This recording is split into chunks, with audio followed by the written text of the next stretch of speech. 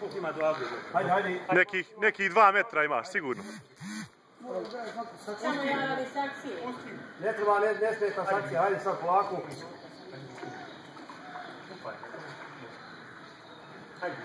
Možeš ti Vilži. Hajde.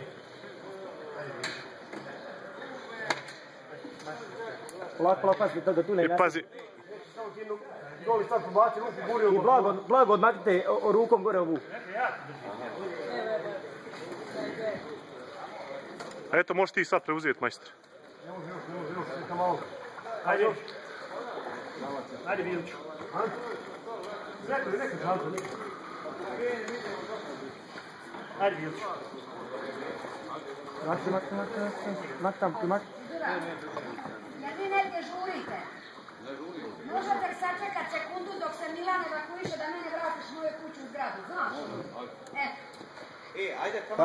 Eto. Poštovanje, kako ste? Može, odlično. Još malo. Super, bravo.